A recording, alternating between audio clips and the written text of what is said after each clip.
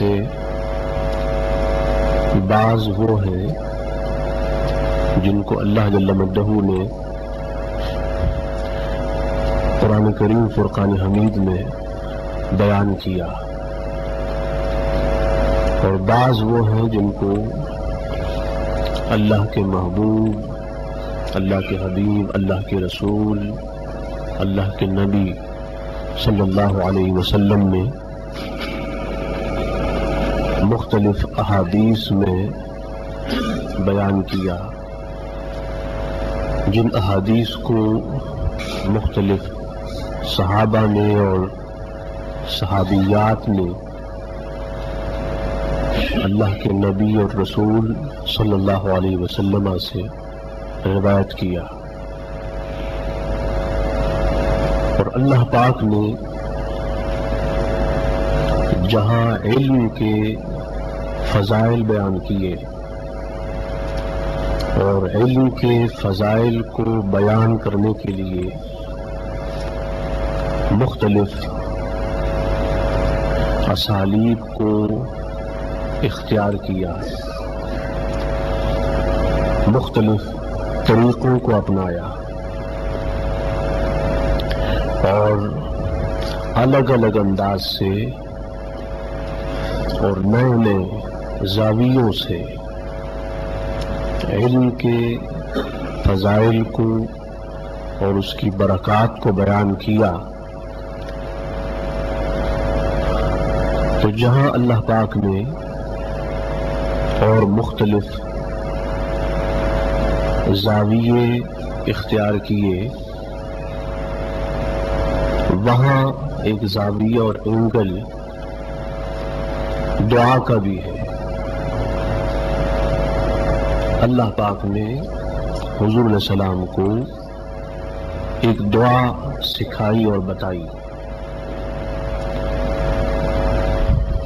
ایک دعا وہ ہوتی ہے جو اللہ پاک حضور علیہ السلام کو اور حضور کے تھرو، حضور کے توسل سے امت کو سکھاتا اور بتاتا ہے، اور ایک مقبول دعا وہ ہوتی ہے جو اللہ کے رسول اور اللہ کے محبوب صلی اللہ علیہ وسلم امت کو بتاتے اور سکھاتے ہیں۔ تو اللہ پاک نے اپنے محبوب، اپنے رسول کو دعا سکھائی اور بتائی کہ محبوب یہ دعا مانگا کر اور یہ دعا پڑھا کر، ربی زدنی علما، اے اللہ میرے علم کو بڑھا دے، میرے علم کو زیادہ کر، میرے علم میں اضافہ فرما، مجھے اور زیادہ علم عطا کر۔ اب یہ دعا بھی ہے اور علم کی فضیلت کا بیان بھی ہے۔ اللہ پاک نے دعا کی شکل میں اور دعا کی صورت میں علم کی فضیلت کو، علم کے مقام کو اور علم کے ثواب کو، علم کے نام کو بیان کیا۔ وہ اس طرح کہ آپ پورا قرآن اٹھا کر دیکھیں یا پھر ذخیرہ احادیث، تو آپ کو پورے قرآن میں، نہ تو پورے قرآن میں نہ احادیث میں کبھی یہ ملے گا کہ حضور نے یہ دعا مانگی ہو یا اللہ نے یہ دعا سکھائی ہو کہ ربی زدنی مالا، کہ مولا میرا مال زیادہ کر، مجھے زیادہ مال دے دے، دولت دے دے۔ یہ دعا نہ قرآن میں ہے نہ حدیث میں ہے۔ مال کی برکت کی دعائیں وہ الگ ہیں۔ صرف ایک چیز کی دعا ملتی ہے، وہ ہے علم، اور صرف علم، نہ مال ہے نہ دولت ہے، نہ عزت ہے نہ شہرت ہے، نہ کوئی اور دنیا کا ساز و سامان اور متاع زیست اور متاع حیات ہے۔ فقط ایک نعمت ہے اللہ کی جو جتنی بھی مل جائے کم ہے۔ اب دیکھیں، جس کے پاس اللہ کے علم کے بعد سب سے زیادہ علم ہو، اس کے پاس انبیاء کا علم بھی ہے، رسولوں کا علم بھی ہے، شہداء کا بھی ہے، اولیاء کا بھی ہے، صلحاء کا بھی ہے، صدیقین کا بھی ہے، پھر وہ یہ دعا مانگے کہ مولا میرا علم اور زیادہ کر، مجھے علم کی اور زیادہ دولت عطا کر،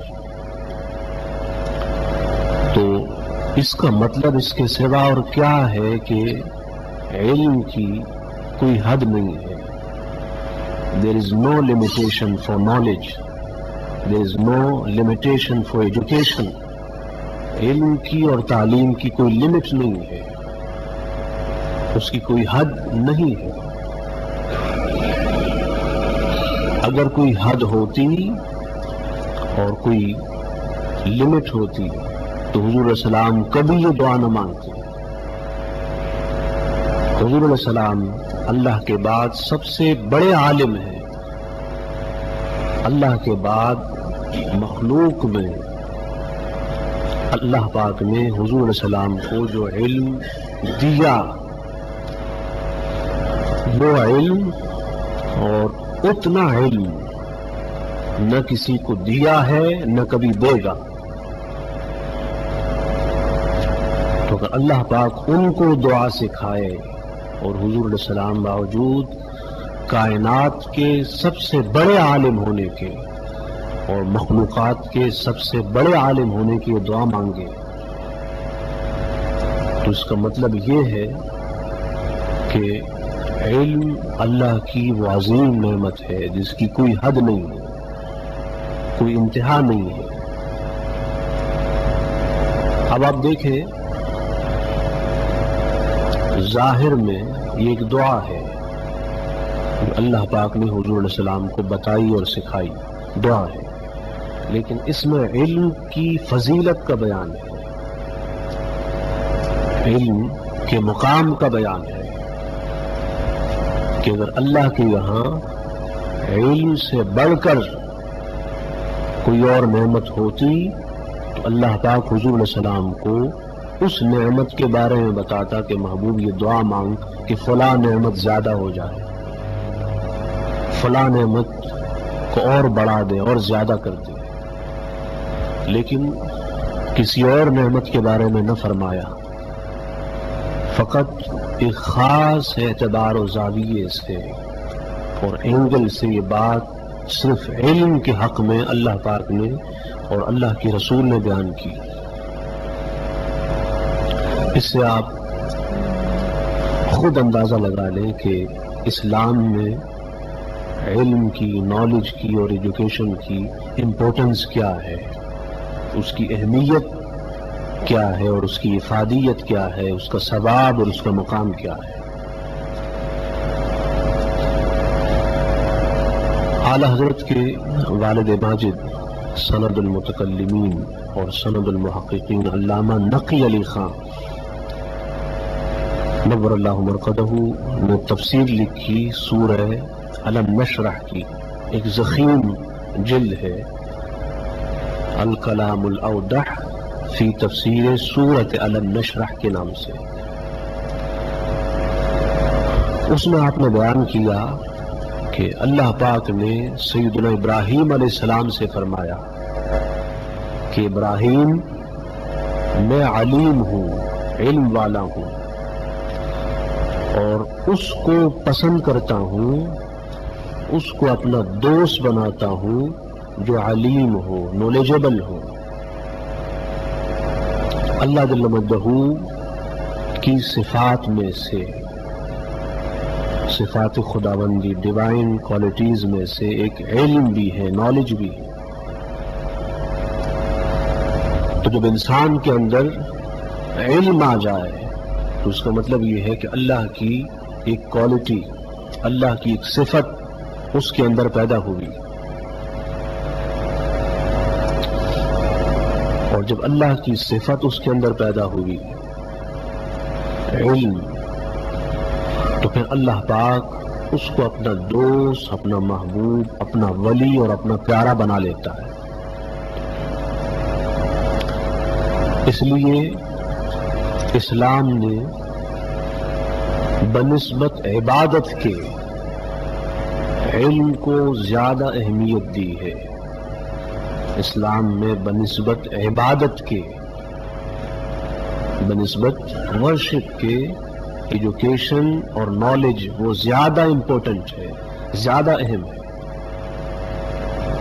حدیث میں حضور صلی اللہ علیہ وسلم نے فرمایا کہ قلیل العلم خیر من کثیر العبادہ،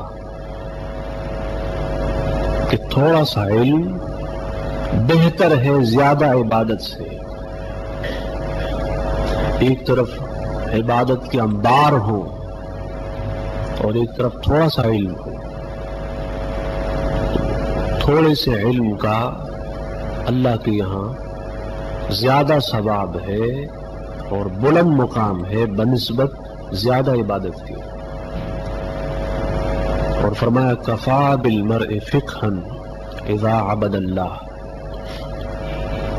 انسان کے فقیہ ہونے کے لیے، ذہین اور انٹیلیجنٹ ہونے کے لیے اور فطین ہونے کے لیے یہ کافی ہے کہ وہ اللہ کی عبادت میں لگ جائے۔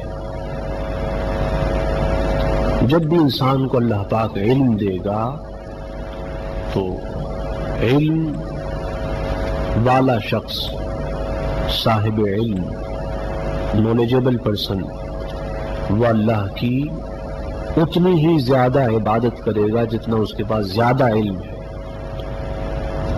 اور فرمایا کفا بالمرء جہلا اعجب برأیہ، کہ انسان کے جاہل ہونے کے لیے، نادان ہونے کے لیے یہ کافی ہے کہ انسان اپنی رائے پر اور اپنی پرسنل اوپینین پر گمنڈ کرے، تکبر کرتا پھرے۔ اور فرمایا کہ انما الناس رجلان، انما الناس رجلان مؤمن وجاہل فلا تؤذ المؤمن ولا تجاور الجاہل، کہ لوگ دو طرح کے ہیں، مومن اور جاہل، نادان، ناواقف، بے خبر۔ فرمایا سنو، کسی مومن کو تکلیف نہ دینا اور کسی جاہل کی صحبت میں نہ بیٹھنا۔ ہمیشہ بیٹھنا ہو تو عالم کی صحبت میں، تاکہ آپ کا جو نالج ہے وہ ڈیولپ ہو، علم ترقی کرے، علم میں اضافہ ہو، علم زیادہ ہو۔ جاہل کے پاس اٹھیں گے بیٹھیں گے تو جہالت میں اضافہ ہوگا، نادانوں کے پاس اٹھیں گے بیٹھیں گے تو آپ بھی نادان ہو جائیں گے۔ اس لیے علم والوں کے پاس اٹھا بیٹھا کریں تاکہ آپ کے پاس علم آئے اور علم کا نور آئے۔ اور حضور صلی اللہ علیہ وسلم نے فرمایا کہ فضل العلم خیر من فضل العبادہ وخیر دینکم الورع، کہ علم کا زیادہ ہونا یہ بہتر ہے عبادت کے زیادہ ہونے سے۔ یعنی ایک شخص ہے وہ زیادہ سے زیادہ عبادت کرتا ہے، ایک شخص ہے وہ زیادہ سے زیادہ پڑھتا ہے، علم حاصل کرتا ہے، تو وہ شخص جو زیادہ سے زیادہ پڑھتا ہے، علم حاصل کرتا ہے، وہ اس شخص سے بہتر ہے جو زیادہ سے زیادہ عبادت میں ہوتا ہے۔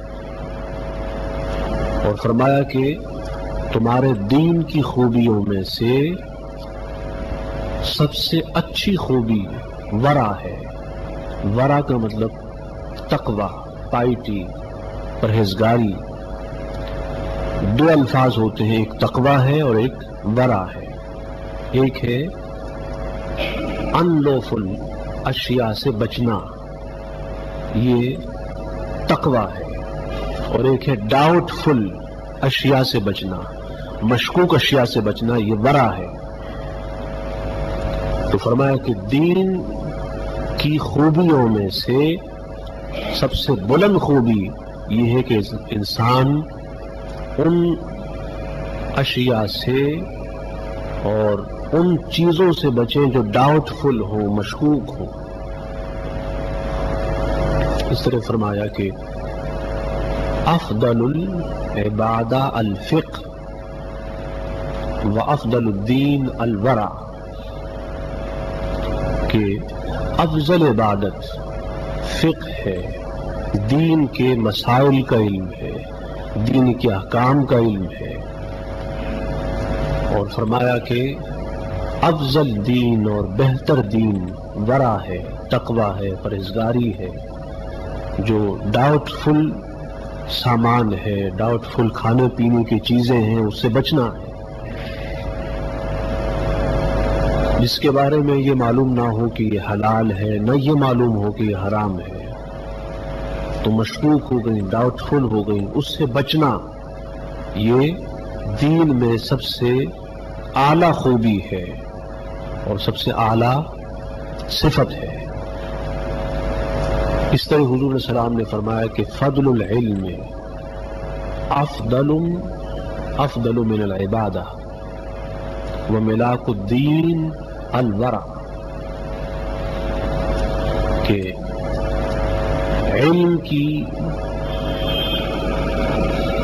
اہمیت یا علم کی فضیلت یا علم کا مقام اور سٹیٹس یہ عبادت سے زیادہ بلند ہے اور زیادہ ہائی ہے. عبادت کا، ورشپ کا جو لیول ہے وہ لو ہے، اور اس سے نالج اور ایجوکیشن کا لیول ہائی ہے. اس لیے عالم کا مقام بنسبت عابد کے، محض عبادت کرنے والے کے، اللہ کے ہاں سب سے زیادہ ہے. اور فرمایا کہ دین کی اصل ورع ہے، پرہیزگاری ہے. The essence of religion is piety، تقوی، زہد و ورع، اللہ کا خوف، اللہ کا ڈر، اللہ کی خشیت، یہ دین کی اصل ہے.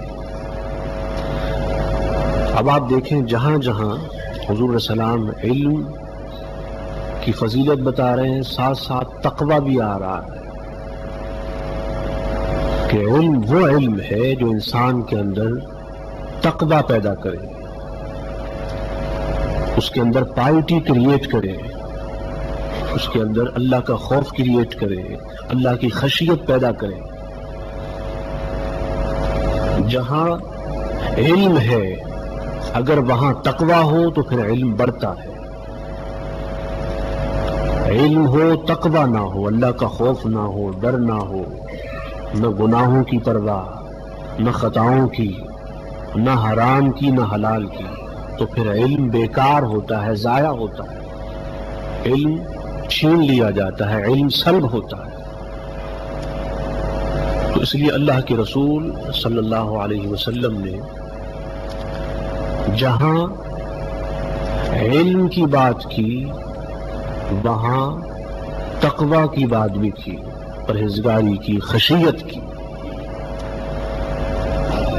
آج ضرورت اس بات کی ہے کہ علم کے ساتھ ساتھ ہمارے اندر تقوی بھی پیدا ہو، پرہیزگاری پیدا ہو، اللہ کا خوف پیدا ہو، اللہ کا ڈر پیدا ہو. علم ہو، اللہ کا خوف اور ڈر نہ ہو تو وہ علم بیکار ہے، بے فائدہ ہے. علم بھی ہو، اللہ کا خوف ڈر بھی ہو، عمل بھی صالح ہو، نیک اور اچھے کام ہو، پھر اللہ کے یہاں اس علم کا بھی مقام بلند ہے اور اس علم والے کا بھی مقام بلند ہے۔ اس طرح ایک اور حدیث میں حضور علیہ السلام نے فرمایا کہ یسیر الفقہ افضل من کثیر العبادہ وخیر اعمالکم ایسرها،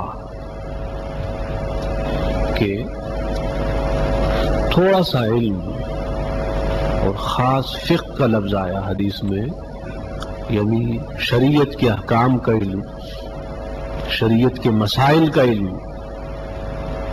وہ بہتر ہے تھوڑا سا شریعت کے احکام کو اور مسائل کو جاننا بہتر ہے زیادہ عبادت سے۔ اس لیے آپ کو چاہیے کہ جہاں آپ عبادت کرتے ہیں اور عبادت کے لیے وقت نکالتے ہیں، وہاں آپ علم کے لیے بھی وقت نکالیں، علم سیکھیں، علم حاصل کریں۔ اور میں نے بتایا کہ علم کی کوئی حد اور کوئی انتہا نہیں ہے۔ کوئی بھی شخص یہ نہیں کہہ سکتا کہ اس نے دنیا میں جو کچھ تھا پڑھ لیا، اب اسے پڑھنے کی اور سیکھنے کی حاجت نہ رہی، ایسا نہیں۔ انسان ہر وقت سیکھتا ہے اور علم حاصل کرتا ہے۔ اور فرمایا کہ تمہارے کاموں میں سے، تمہارے اعمال میں سے ہے، نیکیوں میں سے سب سے بہتر وہ ہے جو سب سے زیادہ ایزی ہو، سب سے زیادہ آسان ہو۔ آپ اللہ کی عبادت کرنا چاہتے ہیں، وظائف پڑھنا چاہتے ہیں، جو بھی آپ چاہتے ہیں، روزے ہیں، نمازیں ہیں، شب بیداری ہے، تہجد ہے، قرآن کی تلاوت ہے، تو آپ اتنا کیا کریں کہ وہ آپ کے لیے ایزی ہو، آسان ہو، سہل ہو، کہیں مشکل نہ ہو جائے، بھاری نہ ہو جائے۔ کیونکہ جتنی عبادت ایزی ہوگی اور آسان ہوگی اتنا آپ کا زیادہ دل لگے گا، عبادت کرنے کو زیادہ دل چاہے گا۔ تو حضور علیہ السلام نے امت پہ کبھی بوجھ نہیں ڈالا، بہت سارے اعمال کا، بہت سارے وظائف کا، بہت سارے اوراد کا۔ معلوم ہوا کہ آج تو پوری رات عبادت کی، صبح بیمار ہو گیا، فجر کی جماعت تک نکل گئی، فجر کی نماز تک قضا ہو گئی، مسلسل روزے رکھ رہا ہے، کئی مہینے ہو گئے، رمضان کا مہینہ آ گیا، معلوم ہوا بیمار ہو گیا ہے، اب فرض روزوں کے قابل نہیں رہا۔ تو ایسا نہیں، عبادت وہ کریں جو آپ کے لیے سہل ہو، ایزی ہو، آسان ہو، جو آپ ہمیشہ کر سکیں۔ بہرحال آج کے خطاب جمعہ کا پیغام یہ ہے کہ the knowledge and the education is very important in Islam۔ اسلام میں علم کی اور تعلیم کی بہت زیادہ اہمیت ہے، اس لیے ہمیں چاہیے کہ ہم اپنے شب و روز علم کو سیکھنے اور سکھانے میں لگا دیں، پڑھتے رہیں، پڑھاتے رہیں، سیکھتے رہیں، سکھاتے رہیں، بس اسی میں زندگی تمام ہو جائے۔ اللہ تعالی ہمیں اپنا اور اپنے محبوب کا علم خاص عطا فرمائے۔ وما علینا الا البلاغ۔ صلاة سنة رسول الله صلى الله تعالى عليه وسلم من يوم الجمعة الصلاة